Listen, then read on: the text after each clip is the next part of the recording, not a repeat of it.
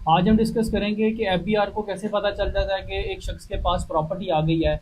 उसको कैसे पता चल जाता है कि एक शख्स ने क्या क्या चीज़ फलां चीज़ परचेज कर लिया है, फलां चीज़ सेल कर दी है।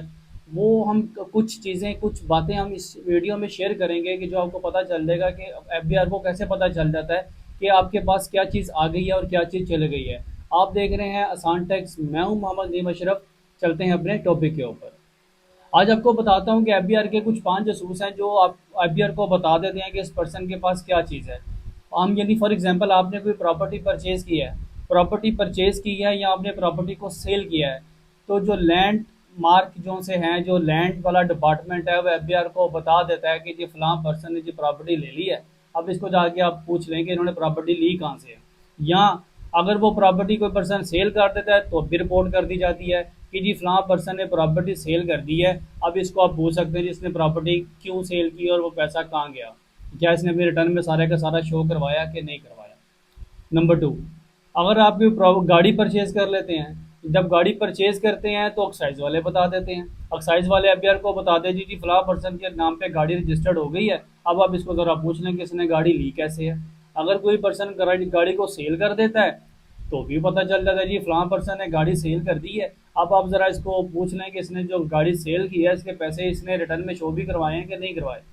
नंबर थ्री, जब आपके अकाउंट में पैसे आते हैं, यानी जब आपका एक बैंक में से प्रॉफिट आपको रिसीव होता है तो बैंक रिपोर्ट कर देता है। बैंक का प्रॉपर एक फॉर्म होता है जो एफबीआर को बाकायदा वो रिपोर्ट करता है कि फलां बंदे को उसका सीएनआईसी नंबर ये है, उसकी इन्वेस्ट उसकी जो अमाउंट है उसके अकाउंट में पड़ी हुई वो इतनी है, उसको हमने इसके अगेंस्ट इतना प्रॉफिट दिया।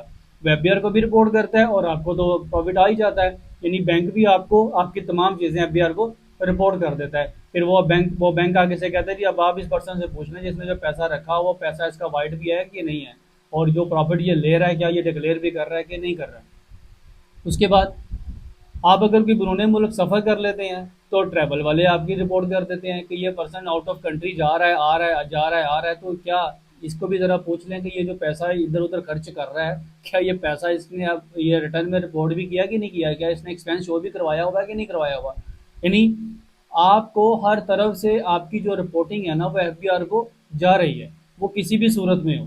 ठीक है। यानी आप अगर कोई लैंड परचेज कर लेते हैं तब भी, आपकी प्रॉफिट आपको बैंक से रिसीव होता है तब भी, आप गाड़ी परचेज कर लेते हैं तब भी, आप अगर बैरून मुल्क सफ़र कर लेते हैं तब भी। और नंबर फाइव, अगर आप कोई बिजनेस कर रहे हैं, बिजनेस करते हुए आपने कोई अपनी एड शैड लगवा ली फेसबुक के ऊपर, आपने फेसबुक पे कोई ऐड लगवा दी और आपकी मार्केटिंग हो रही है, तो फेसबुक की तरफ से आपका क्रेडिट कार्ड आपके जब पेमेंट आपके क्लाइंट को अपने पेमेंट कर रहे होते हैं अपने क्रेडिट कार्ड से या डेबिट कार्ड से, वहाँ से रिपोर्टिंग चलाई जाती है एफबीआर को कि ये फलां बंदा तो ये बिजनेस कर रहा है और ये उसकी उसकी मार्केटिंग की जा रही है। ज़रा इससे पूछें कि क्या इसने बिजनेस अपना अपनी रिटर्न में शो भी करवाया हुआ है कि नहीं करवाया हुआ। यानी आप हर जगह से ट्रेसेबल हैं, आपकी हर जगह से रिपोर्टिंग की जा रही है।